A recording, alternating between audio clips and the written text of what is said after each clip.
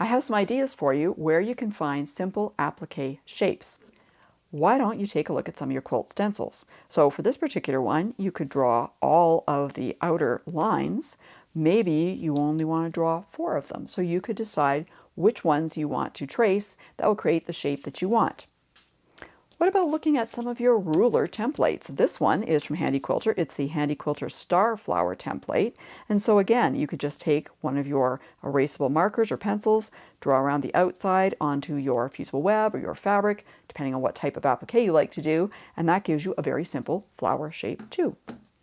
And one of my favorites, cookie cutters. So at this time of year, when I'm filming this, getting close to the holiday season, little gingerbread man. You can either trace on the outside or even on the inside, again, onto your fusible web or your fabric.